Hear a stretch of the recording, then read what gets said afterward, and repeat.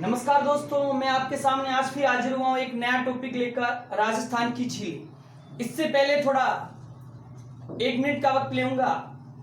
राजस्थान का जीके और मनोविज्ञान दोनों विषय के मैं लगातार आपको वीडियो अपलोड कर रहा हूं और मैं गारंटी के साथ कहता हूं कि किसी भी लेवल, चाहे आरएस हो, एसआई हो, रीट हो, सेकंड ग्रेड हो, फर्स्ट ग्रेड हो, कांस्टेबल हो, पटवारी हो, कोई भी प्रतियोगी जो इसकी तैयारी कर रहा है उसके लिए वीडियो रामबाण होगा। और इतना ही नहीं, दोनों विषय में ट्रिकी बेस पे एक एक चीज आपको क्लियर कर दूंगा, आप कभी नहीं भूलेंगे। और पार्ट बाय पार्ट में पूरा आपको पूरा सिलेबस फ्री लॉकडाउन में घर बैठे आपको करवा दूंगा। बस आपसे इतना ही है अनुरोध कि आप प्रत्येक वीडियो को प्रत्येक पार्ट वाइज पूरा कंप्लीट देखें और उससे लाइक करें, कमेंट्स करें, शेयर करें ताकि और सब्सक्राइब करें ताकि अगला जैसे वीडियो में नया बनूं आपको उसकी सूचना मिल जाए। तो ये जरूर देखना। और ये मैं आपको ट्रिकी बेस पे हर चीज एकदम बारीकी से, और भी बहुत से ऐप होंगे, बहुत से वीडियो होंगे, बहुत से आपको आपने किसी से जुड़े हुए होंगे, तो आप एक बार ये वीडियो मेरा जरूर देखना कि आपको अपने आप अंतर लग जाएगा कि हम क्या पढ़ रहे हैं, क्या छोड़ रहे हैं, एग्जाम में क्या आता है, क्या नहीं आता है। कैसे हुआ कि झीलों का निर्माण,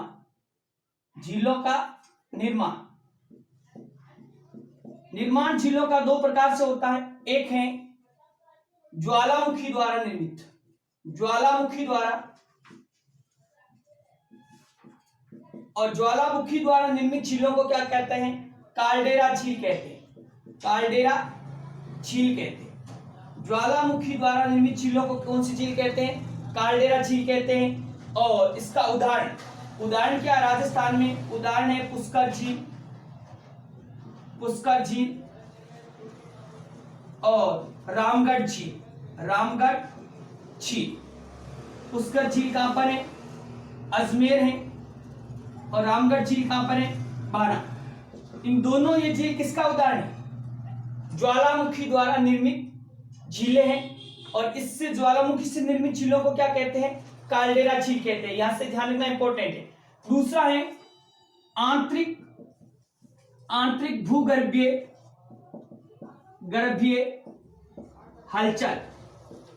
हलचल या विवर्तनिका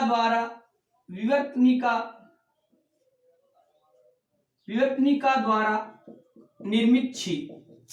यानी जो भूमि के अंदर आंतरिक हलचल होती है और उससे निर्मित झीलों को क्या कहा जाता है? क्रेटर झील कहा जाता है। इसे क्या कहते हैं? क्रेटर झील। और इसका उदाहरण क्या है? इसका उदाहरण है राजस्थान में, इसका उदाहरण है नक्की झील और लोनार झील कहां पर है? ये महाराष्ट्र में, महाराष्ट्र। और नक्की झील राजस्थान में कहा, अपन आगे पढ़ेंगे सिरोही। तो यहां से क्वेश्चन आता है कि इनमें से किस झील का निर्माण क्रेटर से हुआ है? तो क्या आ जाएगा? नक्की झील। और इनमें से किस झील का निर्माण काल्डेरा निर्मित झील है या काल्डेरा से हुआ? तो पुष्कर झील, अजमेर और रामगढ़ झील, बारा। तो ये झीलों का इस प्रकार निर्माण होता है। अब जो झीलें हैं राजस्थान की, अब राजस्थान की जो झीलें हैं उसमें एक तो अपने को ध्यान रखना है कि झीलों का एक सम्मेलन हुआ था, विश्व झील सम्मेलन कब हुआ था? ये हुआ था 29 अक्टूबर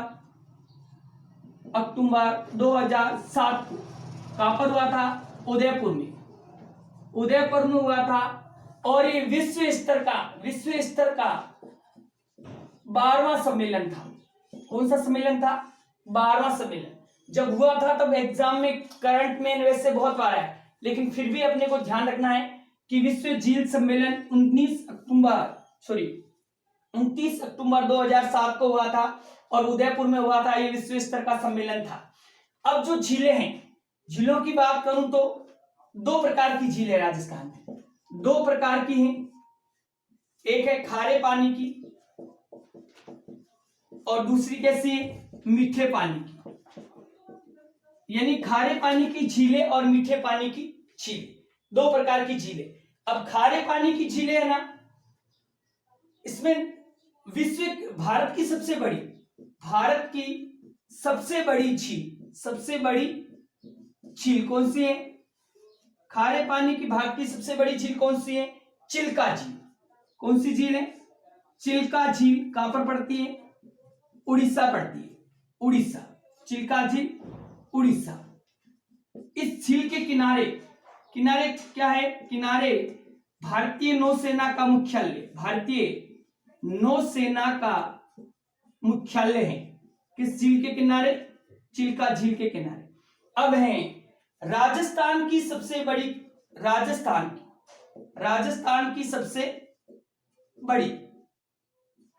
ये तो भारत की सबसे बड़ी आए तो क्या लिखना है? चिल्का झील उड़ीसा। राजस्थान की सबसे बड़ी कौन सी है? सांभर झील। सांभर झील कहां पर है? जयपुर में है, हम आगे पढ़ेंगे। अब मीठे पानी की तरफ आओ, देखें भारत की सबसे बड़ी मीठे पानी की झील, भारत की बड़ी मीठे पानी की झील कौन सी है? वूलर झील। वूलर झील कहां पर है? जम्मू कश्मीर में, जेएंडके में। अब है भारत की सबसे बड़ी मीठे पानी की कृत्रिम झील तो क्या है? गोविंद सागर जलाशय। ये कृत्रिम आए तो हैं। और दूसरी सबसे बड़ी कृत्रिम झील तो क्या लिखना अपने को? जयसमन। कहां पर है? उदयपुर है। कहां पर है? उदयपुर। सेकंड कृत्रिम तो राजस्थान की क्या है? राजस्थान की सबसे बड़ी हो जाएगी। भारत की दूसरी बड़ी है कृत्रिम और राजस्थान की सबसे बड़ी मीठे पानी की झील हो जाएगी। मीठे पानी की कृत्रिम कैसे आएंगे? सबसे बड़ी हो जाएगी। इस झील की गिनती एशिया के झीलों में, बड़ी झीलों में की जाती है। तो एशिया का संदर्भ देकर भी राजस्थान का पूछे तो भी क्या आ जाएगी? सबसे बड़ी जयसमंद आ जाएगी। और जयसमंद कहां पर है? उदयपुर। तो ये झीलों के बारे में जो बेसिक जानकारी है जरूर याद रखना। यहां से क्वेश्चन आता है। अब खारे पानी की और मीठे पानी की मैंने दो प्रकार की बताई थी। अब अपने को खारे पानी की झीलें पढ़नी है। पहले है खारे पानी की झीलें। आज हम पढ़ेंगे खारे पानी की झीलें कौन कौन सी। अब खारे पानी की झीलों का अपने को क्या याद रखना है? क्वेश्चन कभी देश का ये आ जाता है कि इनमें से कौन सी झील खारे पानी की नहीं है या इनमें से कौन सी झील मीठे पानी की नहीं है, तो अपने को यही आ जाता है। अब पहले तो ये ध्यान रखना कि खारे पानी की झीलें किस क्षेत्र में?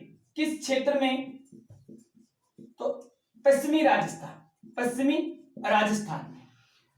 राजस्थान में भी पूछ लिया जाए कि विशेषकर किस क्षेत्र में? विशेषकर तो आ जाएगा शेखावाटी क्षेत्र। लेकिन जिला आ जाए, पश्चिमी राजस्थान का जिला आए तो कौन सा लिखना आपने को?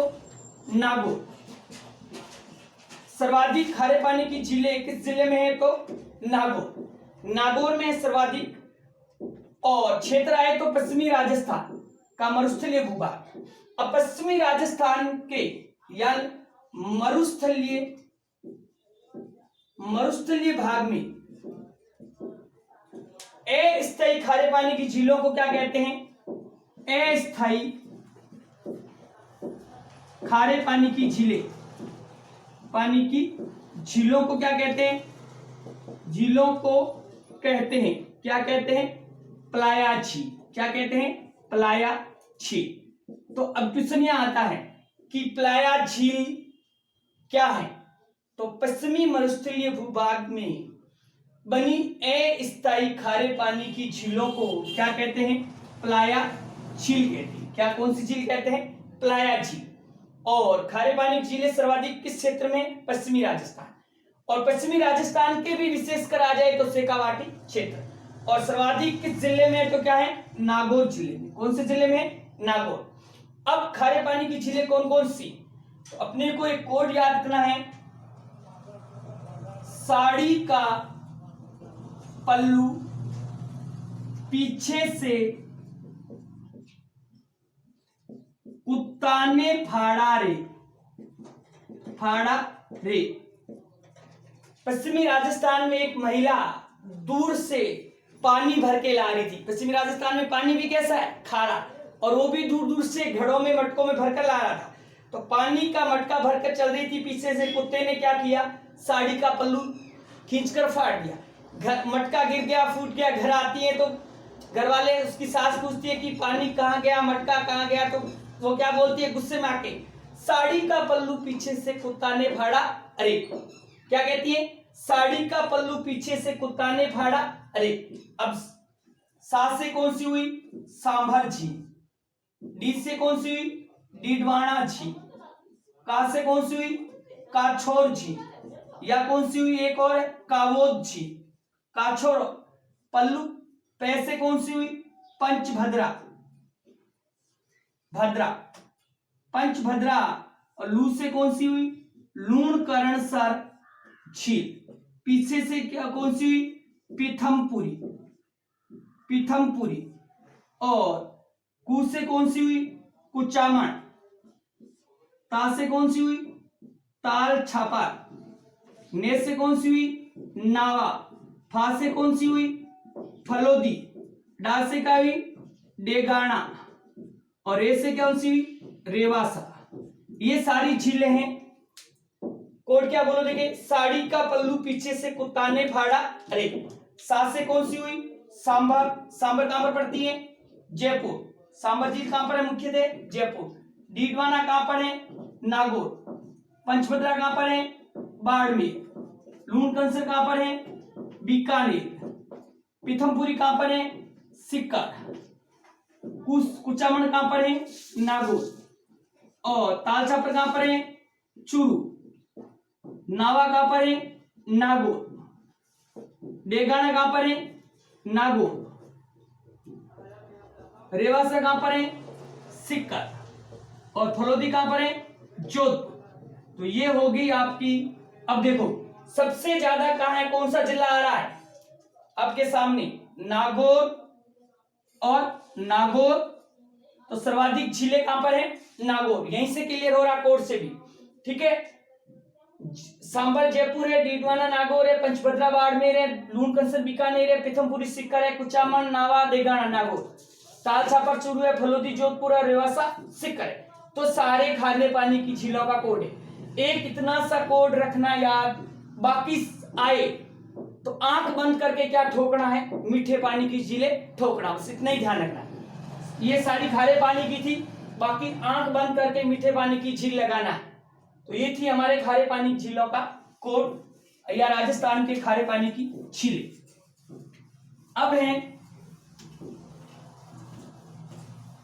अब इन झीलों के बारे में, जो मुख्य झील है उसके बारे में विशेषकर अपन पढ़ेंगे। तो पहली झील लिखते हैं सांभर झील। सांभर झील। सांभर झील कहां पर है, देखो इस प्रकार की बसी हुई है, किसकी तलहटी में, ये हमारी विश्व की महान जल विभाजक रेखा है। विश्व की महान जल विभाजक रेखा कौन सी है, अरावली। अरावली ध्यान रखना, अरावली पर्वतमाला है, इसकी तलहटी पर, अरावली की तलहटी पर स्थित झील कौन सी है, सांभर झील। सांभर झील कहां पर है, जयपुर, नागौर, अजमेर, 3 जिलों में फैली हुई है, लेकिन मुख्यतः कहां पर है, जयपुर में। इसलिए सांभर झील को क्या कहते हैं, जयपुर। अब सांभर झील क्या है, ये है भारत की सबसे बड़ी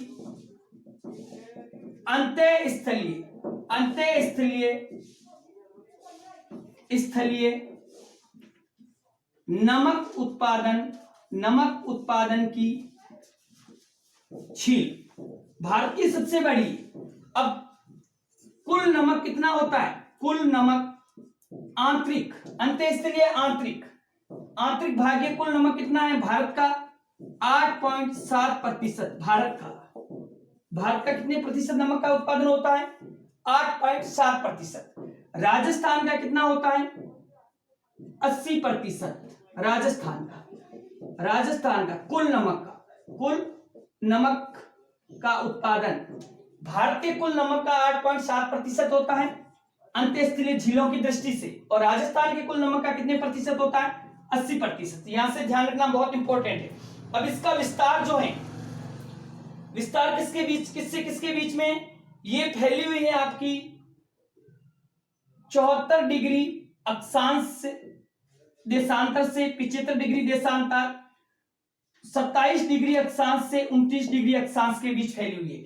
इस प्रकार फैली हुई है। और इसका निर्माण किसने करवाया था? निर्माण कराया था वासुदेव चौहान ने। हमने चौहान वंश पढ़ा था, वहां पर मैंने बताया था। और किसके अनुसार? वासुदेव चौहान ने बिजोलिया शिलालेख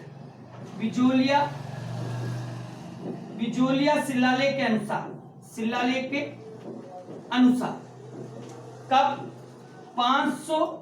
550 से 551 ईस्वी के आसपास वासुदेव चौहान ने इसका निर्माण करवाया। अब ये जो झील है, कैसी झील है, किस प्रकार के? अभिकेंद्रीय बल का निर्माण करने वाली एकमात्र झील। ध्यान रखना इंपॉर्टेंट है। अभिकेंद्रीय बल का निर्माण करने वाली राजस्थान की एकमात्र झील। ध्यान रखना ये इंपॉर्टेंट है। अब अभिकेंद्रीय क्या होता है?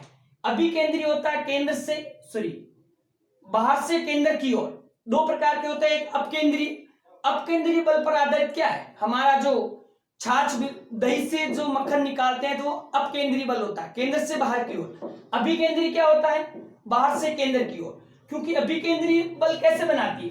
4 नदियां गिरती हैं। कितनी नदियां गिरती हैं? 4 नदियां गिरती हैं। कैसे गिरती हैं? चारों दिशाओं से। और 4 नदियां कौन सी हैं? अपने को कोड भी याद रखना है। चारों दिशाओं नदियां कौन सी हैं? बहुत बार एग्जाम में आया है। खाक में रूपा। कोड क्या है? खाक में रूपा। अब खा से इधर से गिरती है खारी। कौन सी गिरती है? खारी नदी। इधर से गिरती है खंडेला, खारी खंडेला। इधर से गिरती है मैथा। कौन सी गिरती है? मैथा। इधर से गिरती है रूपनगढ़। कोड क्या हुआ? खारी खंडेला मैथा रूपनगढ़। 4 होगी खाक में रूपा। कोड याद रखना, खाक में रूपा। अब चारों गिरती हैं और गिरकर क्या करती हैं? अभिकेंद्रीय बल का निर्माण करती है। इस प्रकार गोल गोल पानी घूमता रहता है केंद्र की ओर, इसीलिए इसको कहते हैं अभिकेंद्रीय बल का निर्माण करने वाली झील। कौन सी है? सांबर झील। कोड याद रखना है चारों नदियों का, खाक में रूपा, खारी खंडेला मैथा और रूपनगढ़। खारी खंडेला मैथा और रूपनगढ़ 4 नदियां आकर गिरती है। कौन सी झील है? सांबर झील। कौन सी झील है? सांबर झील। किस पर बनी हुई है? विश्व की महान जल विभाजक रेखा किसे कहा जाता? अरावली की तलहटी पर बनी हुई। इसीलिए अब देखो किसकी तलहटी पर बनी हुई है? अरावली की तलहटी पर बनी हुई है। इसलिए इसका क्या है? इसका जो निर्माण, इसकी तली का निर्माण, झील की तली का निर्माण कब हुआ है? निर्माण माना जाता प्री कैम्ब्रियन काल में। अरावली पर्वतमाला का निर्माण किस काल में हुआ है? इसी काल में हुआ है। इसीलिए इसका भी निर्माण किससे माना जाता है? प्री कैम्ब्रियन काल में। क्योंकि इसकी तली पर एक चट्टान पाई जाती है। चट्टान क्या नाम है इसका? स्पाइरूला नामक चट्टान पाई जाती है। इस चट्टान की क्या विशेषता है? इसमें 65% क्या पाया जाता है? प्रोटीन पाया जाता है, प्रोटीन पाया जाता है। ध्यान रखना, यानी सांबर झील की तलहटी किस काल में बनी हुई? प्री कैम्ब्रियन काल। और एक विशेष प्रकार की तलहटी पे चट्टान पाई जाती है, इसका नाम क्या है? स्पाइरूला। और स्पाइरूला चट्टान की क्या विशेषता है? क्या विशेषता है? तो इसमें कैसे प्रतिशत क्या पाया जाता है? प्रोटीन पाया जाता है। अब आ जाए, देखो नोट करके लाइन याद रखनी है कि अरावली का सबसे उच्च बिंदु, अरावली का सबसे उच्च बिंदु किसे कहा जाता है, या उच्च भाग किसे कहा जाता है? तो आ जाएगा गुरु शिखर को कहा जाता है। किसको कहा जाता है? गुरु शिखर को कहा जाता है। लेकिन अरावली का सबसे निम्न बिंदु आ जाए तो किसे कहा जाता है? सांबर झील को कहा जाता है। यहां पर यह भी ध्यान रखना है, किसे कहा जाता है? सांबर झील को कहा जाता है। इसीलिए ये विश्व की महान जल विभाजक रेखा पर स्थित झील है। कौन सी झील है? सांबर झील। विश्व की महान जल विभाजक रेखा पर स्थित झील कौन सी झील है? सांबर झील। कौन सी इसमें चट्टान पाई जाती है तलहटी पर? स्पाइरूला, जिसमें कितने प्रतिशत प्रोटीन की मात्रा होती है? 65% प्रोटीन की मात्रा होती है। अब इस झील को क्या किया था? अंग्रेजों ने लीज पर लिया, अंग्रेजों ने लीज पर लिया। देखो 1817 में लीज क्या होता है? लीज क्या होता है? अंग्रेजों ने हमारे यहाँ के लोग राजाओं को क्या कह दिया कि यहाँ पर नमक उत्पादन का काम हम करेंगे, हम आपको नमक देंगे, आपको फिक्स इतना रुपए दे दिया जाएगा या इतना आपको इसका नमक दे दिया जाएगा। तो लीज हो गया। लीज पर लिया कब लिया? 1817 में। लेकिन यहां पर सांबर साल्ट म्यूजियम कब खोला? सांबर साल्ट म्यूजियम खोला। कब खोला था? 1870 में। अब यहां पर नमक उत्पादन लीज पे लेकर और नमक देने लगे थे। इसके बाद क्या हुआ था? इसके बाद यहां पर एक सांबर साल्ट कंपनी म्यूजियम खोला, फिर खोला सांबर साल्ट कंपनी की स्थापना। सांबर साल्ट कंपनी की स्थापना सारी बातें अलग अलग है। तो कब आएगी? कंपनी की स्थापना आएगी 1960 में। कब आएगी? 1960। अब इस सांबर साल्ट कंपनी का नाम बदलकर इसको किसने लिया? केंद्र सरकार ने अपने अधीन लिया और नाम रखा। क्या नाम रखा था? नाम रखा, इसका नाम बदल कर रख दिया हिंदुस्तान सांबर साल्ट लिमिटेड। क्या नाम रखा? Hindustan Sambhar salt limited. कब रखा था? 1964 में। अंग्रेजों ने, केंद्र सरकार ने अपने अधीन में ले लिया 1964 में और इसका नाम रख लिया सांबर साल्ट। अब इस कंपनी में हिस्सा या भाग दोनों है। किसका है?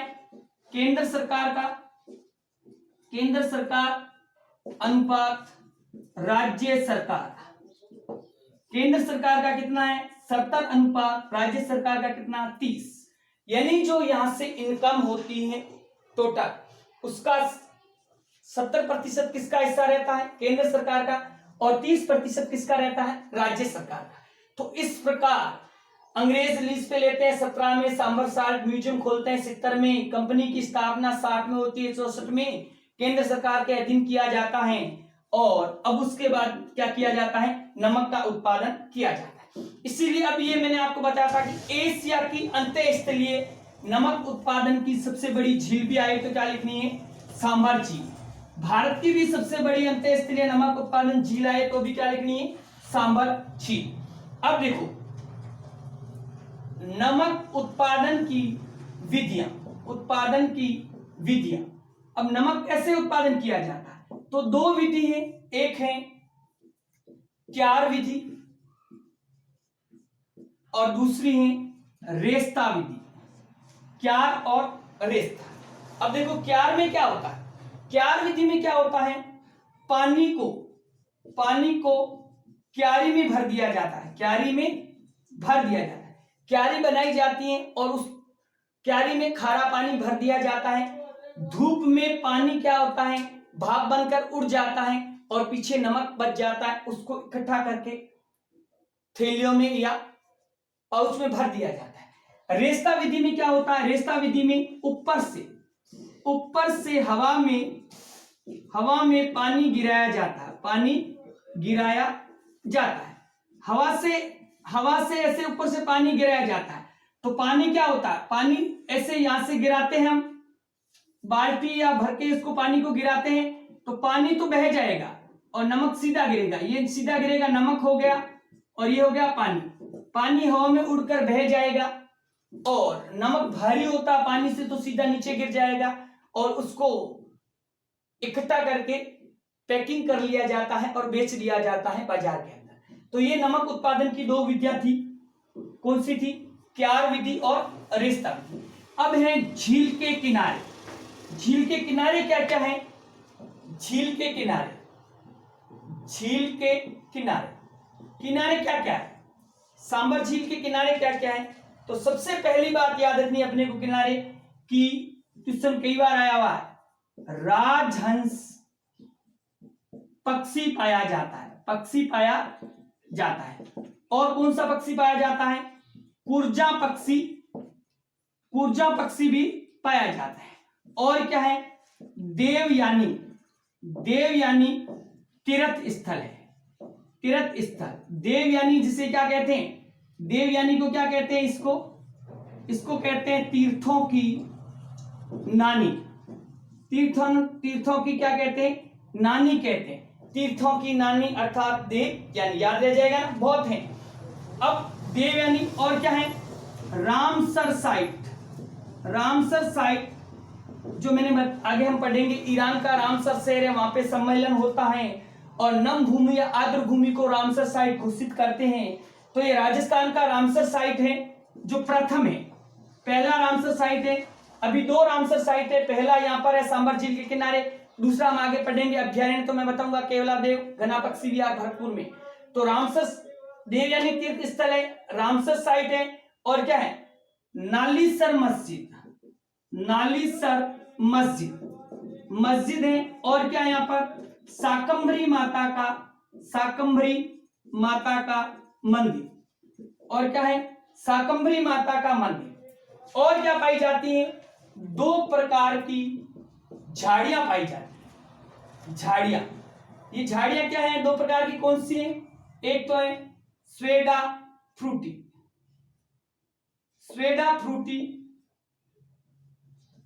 और दूसरी है स्पाइरुला साल्वेडोरा स्पाइसिस। ये दो झाड़ियां पाई जाती हैं। ये झाड़ियां क्या करती हैं, खारापन को कम करती हैं,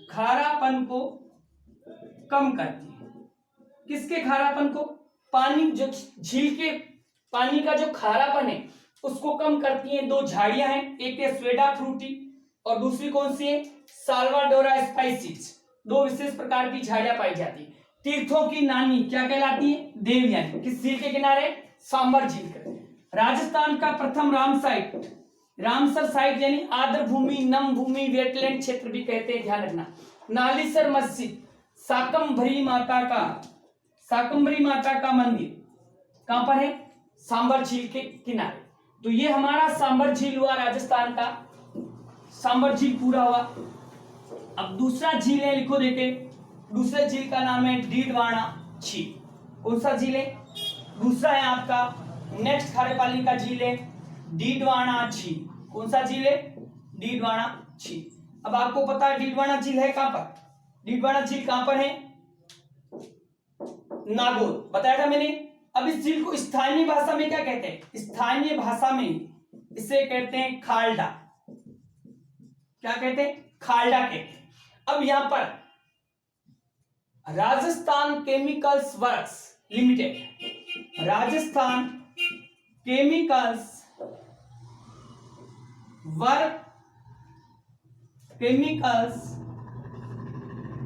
वर्क लिमिटेड कंपनी द्वारा क्या लगे हुए, 2 संयंत्र लगे हुए, 2 संयंत्र लगे।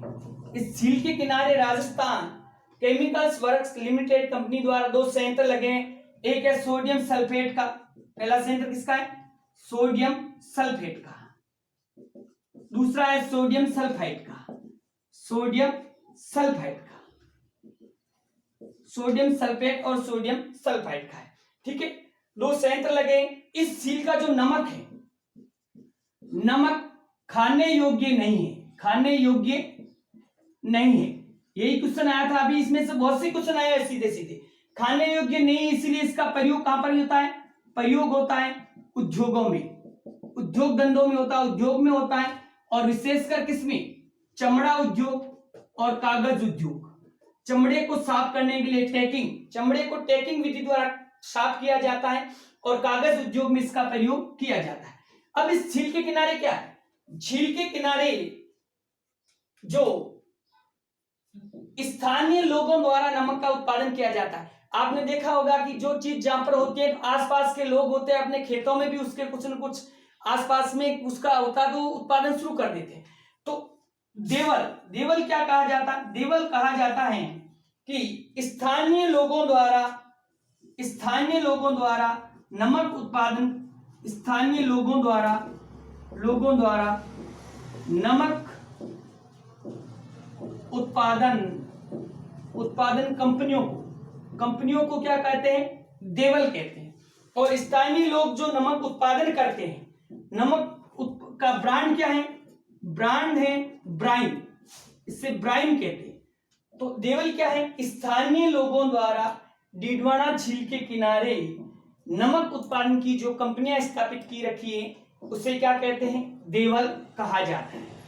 और यहाँ जो स्थानीय लोगों द्वारा किस ब्रांड का नमक उत्पादन किया जाता है, तो अपने को क्या याद रखना है? ब्राइन याद रखना है, ब्राइन। अगला है, अगली झील है आपकी पंचभद्रा, पंचभद्रा झील। पंचभद्रा कहां पर है? पंचभद्रा कहां पर है? बाड़मेर, बाड़मेर है। कितनी पुरानी है? लगभग 400 वर्ष पुरानी। निर्माण किसने कराया था? पंचाभील ने। निर्माण किसने कराया था? पंचाभील ने करवाया था, इसीलिए इसका क्या नाम पड़ा? पंचभद्रा पड़ा। अब यहां पर जो नमक उत्पादन, नमक उत्पादन कौन करती है? उत्पादन एक जाति है। कौन सी जाति है? खारवाल जाति, खारवाल जाति। इस जाति द्वारा किस विधि से किया जाता है? मोरली झाड़ी विधि, मोरली झाड़ी विधि। इंपॉर्टेंट है, दोनों बातें ध्यान रखना कि पंचभद्रा झील के किनारे नमक उत्पादन करने वाली जाति कौन सी है? तो खारवाल जाति। ये जाति किस विधि से नमक का उत्पादन करती है? तो मोरली झाड़ी विधि से। किस विधि से? तो मोरली झाड़ी विधि से नमक का उत्पादन करती है। ठीक है, तो ये चीजें याद रखनी है। उसके बाद क्या है? यहाँ पर जो नमक है, उत्पादन नमक है, उत्पादन नमक, नमक में 98% क्या है? सोडियम क्लोराइड, सोडियम क्लोराइड है, क्लोराइड है। इसीलिए क्या है? ये नमक शुद्ध नमक, और प्रयोग किया जाता है खाने में, यानी खाने योग्य है, क्योंकि नमक में 98% क्या पाया जाता है? सोडियम क्लोराइड पाया जाता है, इसीलिए इसका प्रयोग खाने में किया जाता है। अब यहां पर क्या है? कोसिया, कोसिया है। कोसिया क्या है? कोसिया है छोटे कुएं बने, यानी झील के चारों ओर छोटे छोटे कुएं बने हुए, इस कुओं को क्या कहते हैं? कोसिया कहते हैं। तो यहाँ के लोग क्या करते हैं? नमक उत्पादक लोग क्या करते हैं? इस कुओं में पानी भर के छोड़ देते हैं। पानी गर्मियों में भाप बन के उड़ जाता है कुछ, और कुछ जमीन सोख लेती है, और इसके अंदर पीछे क्या बच जाता है? नमक बच जाता है। तो उस नमक को बाहर निकालकर पैकिंग करके बेच दिया जाता है। तो ये है पंचभद्रा झील, जो कहां पर है? बाड़मेर में है। और यहाँ का कितने परसेंट शुद्ध है नमक? 98%। इसका प्रयोग किसमें किया जाता है? खाने योग्य किया जाता है।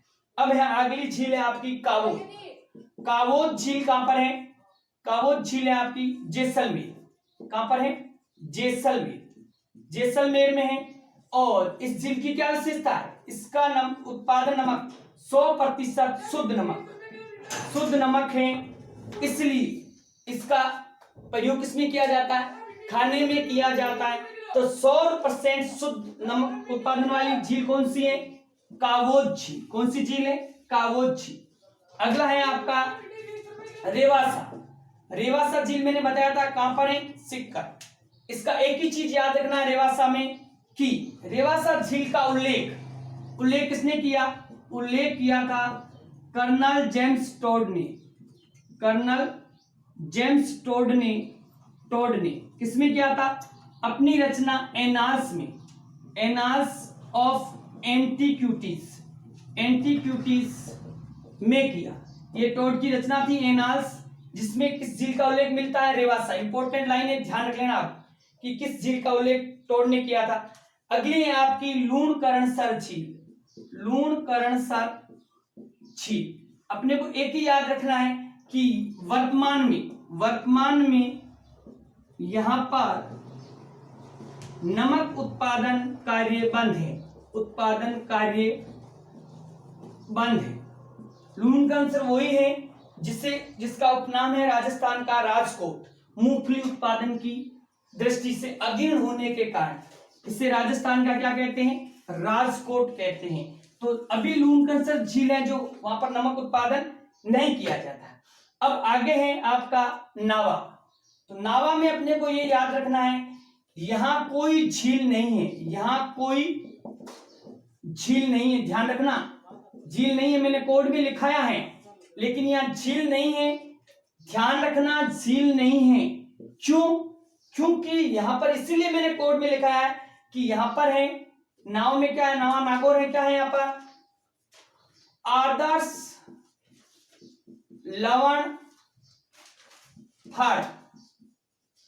यहां पर क्या है? आदर्श लवण फर, या कह सकते हैं अपन मॉडल साल्ट फर।